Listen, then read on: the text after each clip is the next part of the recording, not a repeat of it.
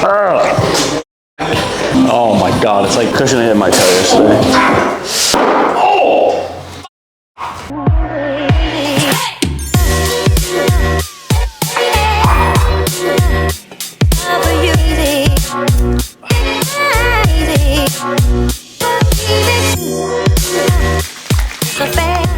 What's up, guys, and good morning. We are back in Houston doing a workout with Mr. Coop, the morning guy of the century. Yo, yo. We got some chest today. New piece of equipment here that's coming along. It is, what time is it? We've been working on since 5:45 and it's 6:11 a.m. Huge day today. We got a couple containers coming in. Let's have a good workout here.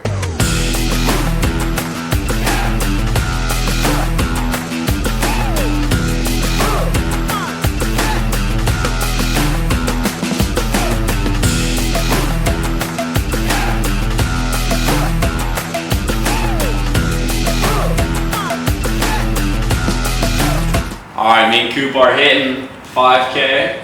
Anything to say? No, it's gonna be good. It's gonna be good. When I was in Miami, my new hometown, born and raised, I was doing 5K a day, and I also shin splints. I don't know if anyone's got them. Any recommendations? But I got the shin splints of the old 31-year-old man. Oh, shin splints. Now that we're back in Houston, we need to take our pepper spray with us because the dogs are rampant around here. We take these little fannies with us here. We got pepper spray in the eyes. Test it out. Pepper spray the camera. No. But yeah, should be a good run. Beautiful. All right, guys, we are about 2K in. Sun's rising. It's gonna be a good day. All right, guys, last stretch of the run, and then we gotta get to the warehouse ASAP.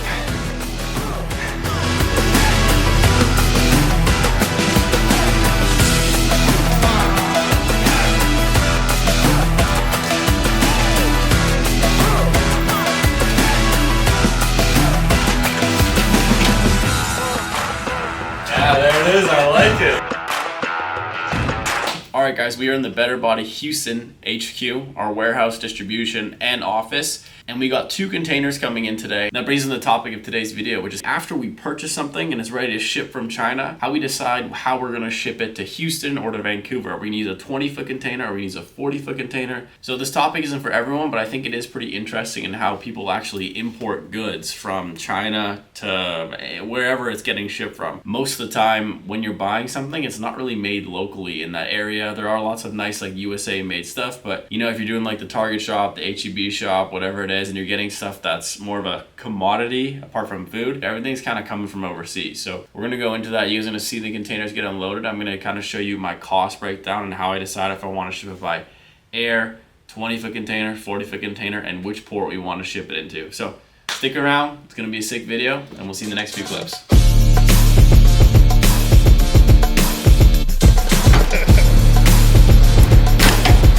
Woo!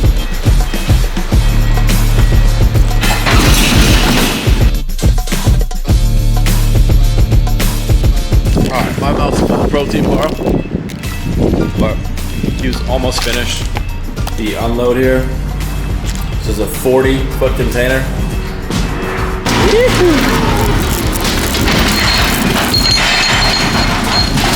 So there's a lot of things that kind of go into how we order a container, what size we do, and it's all about weight capacity. So for example, we sell workout equipment. It's very heavy, so we have to max out our containers every single time to get the best bang for a buck. If something costs $4,000 to ship from the port of China to Houston, Texas, let's say, I want to make sure I'm getting as much product in this container as possible, so our landed cost of the product, $5 a piece, $2 a piece, is going to be as cheap as possible. We actually pack these containers pretty heavy, almost to like an illegal size overweight. I don't like seeing air in containers out there. Like when you go in this one, you see a lot of like free space. I believe we have about 27 tons. It's 50 something thousand pounds, I'm going to say. Sometimes we just do a 20-foot because it's so damn heavy that if we add the extra few tons, it's not worth it to go to 40. Usually you can pack a whole bunch of weight in a 20-foot container, and when you get to 40, the amount of extra weight you can do can or can't make sense. In this case it did, but it's really just as simple as the algorithm. Also, on top of that too, when you're quoting and ordering product, the ocean prices always change, kind of like gas prices. You also don't want to screw yourself and order way too much product and have a warehouse full of product you can't sell, because that's bad cash flow management, and that's how really you can go to business. You know, when all your money goes in inventory, and then it's not selling, you're gonna run into problems. So fine balance. Total sidebar, our V2 Omni arms just stocked. I haven't even seen these yet. I'm about to see it for the first time. These, I think, are gonna blow my mind, and everyone else's. And for those of you who don't know, you'll see in a sec, but basically it's like a hammer strength attachment that you can put in your squat rack. So sick.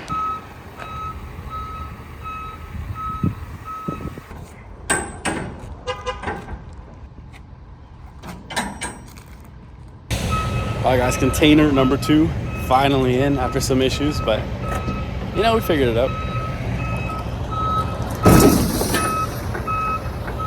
Woo! Coop's on the fork, giving Q a break. Doing 2 containers a day is not something we try to do, but sometimes it happens. Right now, it's cheapest to send 40s to get all our stuff. All right guys, Omni arms are here. I know I showed you them earlier. We're gonna bring them back to the house, get some content going with them. I'm excited as hell to see it. We're gonna open it up a little bit here because why not?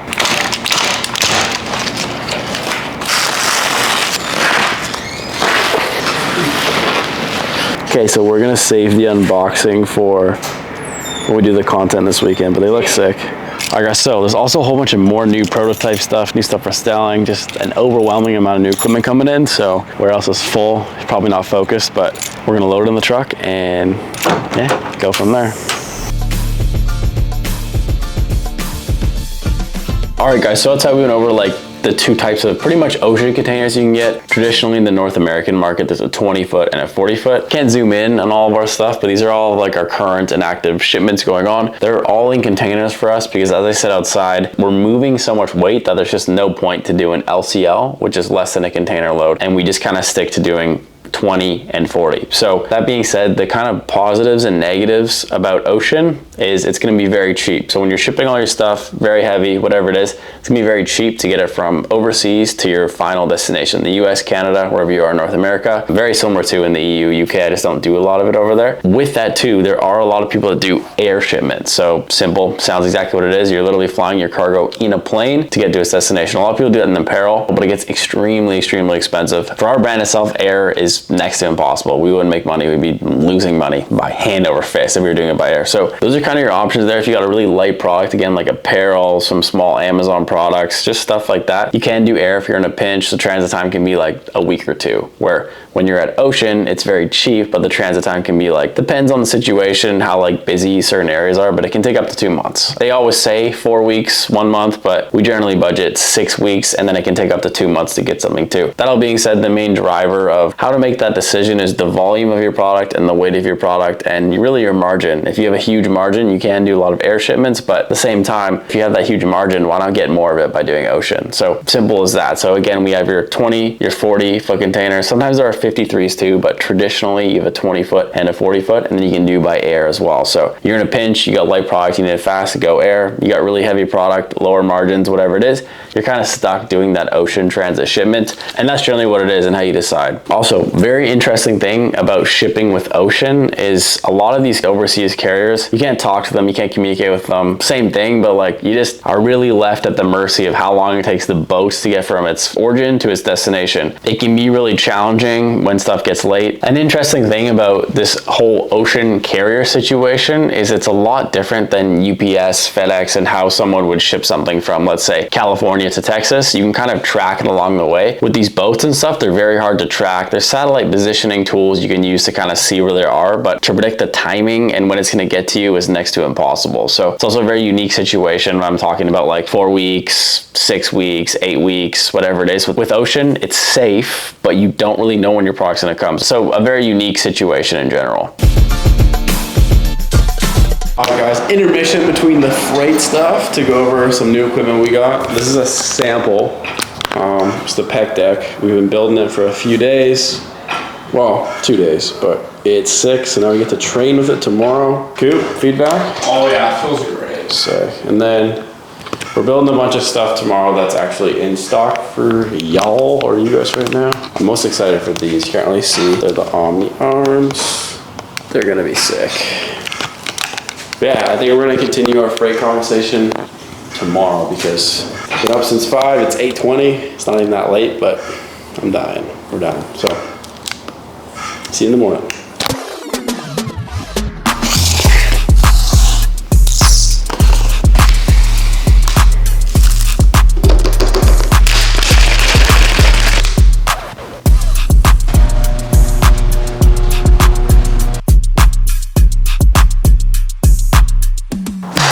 morning, guys. We're back at it. Another beautiful day in Houston, Texas. Yesterday we talked about all the shipping. I wanted to continue that conversation. The next segment I wanted to talk about with shipping is actually how it starts and how it finishes. We're going to take a big step back here and talk about the entire shipping process in kind of a smaller amount of time. Essentially, you have your product at origin, let's call it China. You've decided it's gonna fit in a 20-footer or a 40-foot container. You pack that container up as tight as possible with your supplier. They usually know how to do that. Just ask them, hey, I wanna get the most bang for my buck. Let's fill this thing. Don't get too much inventory, of course. Through your freight forwarder, or depending on your terms, a truck is gonna come with an empty container. Your warehouse, your manufacturer is gonna load that container. Once it gets loaded on that trailer, it's gonna head towards the port. The container gets dropped off at port, loaded on the ship, and then you're going from your China origin to your final destination. Boom, gets on the ship, gets offloaded at port at your US destination, Canada. Houston as an example, takes let's say like 3 weeks longer than they said it would. Some kind of transport error, there'll be a storm, there'll be something that backs it up. It's gonna go from that specific spot to your warehouse. Hopefully your warehouse is situated close to the port, because if it's not, it gets a little bit more complicated in how that happens. So anyways, that's essentially how it works. It's not that magical, it's pretty simple, but I feel like a lot of people have questions. Regardless, find a good freight forwarder and always double check your price with another freight forwarder.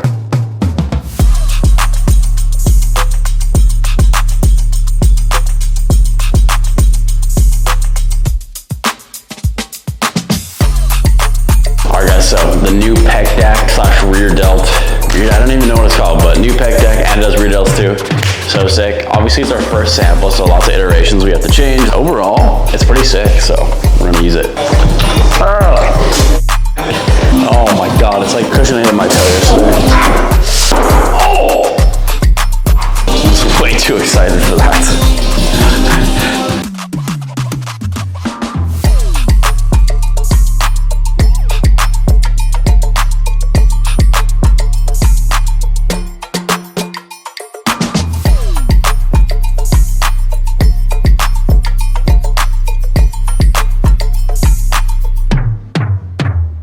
Alright guys, so we've gone over the freight journey. Essentially what's happening is your goods are getting made at some warehouse in China, most likely. They're gonna get picked up in a truck with a container. It's gonna go to a port in China. It's gonna go on a boat, and then it's gonna go to a port in the US, and then it's gonna go on another truck to get to your final warehouse destination. Simple as that and how it works. Don't forget, your freight forwarder will be able to guide you through a lot of this. It's just, I find really nice to know what the heck is going on, because I feel like the less you know about certain situations, the more you can be taken advantage of with really just your wallet. They can charge you more. Again, always cross-quote your freights, so just get a second quote. That's the biggest thing. All of a sudden you're saving $500 a shipment, $1,000 a shipment. Let's say you have a shipment a month, that's 12 grand a year. Do the friggin' math. And again, we also touched on in the start of the video, just to kind of recap as well, because we've been going for a bit here, talking about how you should be shipping your product. Should you be doing it by air, a 20-footer or a 40-footer in terms of 20-foot, 40-foot containers? Maximize your LCOG, so your landing cost of goods sold, but really just get the cheapest damn price for your product landed at your destination. There's a lot of other stuff that's really in regards to like customs, things like that. Your freight forwarder will normally take care of that. You will get a customs broker. Bro, if you can't find a customs broker, Google it. If you can't think to Google it and figure that out, I can't help you, because that's just business. You don't need anything extra special to get it done. Just do a bit of research, ask questions. The internet has all the answers. And yeah, and in terms of like bringing product in, don't get too crazy with it. All customs brokers want your business. They're gonna help you bring it in, even if you're not properly set up as a business in a whole in that specific destination. Your freight forwarder is gonna take care of everything. Just know what the hell's going on. All right guys, so we're at day 2 of the product shoot. Today is the day the video is getting uploaded. Sorry, wrote down a couple late clips here, but we wanted to show you guys the spotter arms before we go. Here they are. They're propped up, so you can like actually still squat. When these are in and they're just hanging down, you can't really use the rack for anything else. We thought that was a cool touch to have them actually be able to prop up. These things are beasts. So the idea is here, you can do all your movements. These go up and down, but you can do like your chest press, all different angles. You can also do like a shoulder press, like military style. Endless movements. Obviously your plates go here. So sick. These are like magnetic pins too, they're really cool. So stay in place. These pins too here to lock it in. So here, all right, and then locks in. But yeah, nice branding everywhere. Deadly. Anyways, guys, you made it to the end. As always, thanks so much for watching. We're going another 5K run. That'll be maybe the next vlog, maybe not. I don't know. It's Sunday today. If you have some opportunity, chase that on the Sunday. Don't let it go to waste. If you have something going on, you could be working, save it till Monday, but it's your business or whatever it is, it's gonna push you far ahead. Get it done today, man. Get ahead today. So Monday, you're working on a whole nother series of shit. Nevertheless, thanks so much for watching. You guys know what to freaking do. Subscribe, comment, like, and we'll see you in the next one.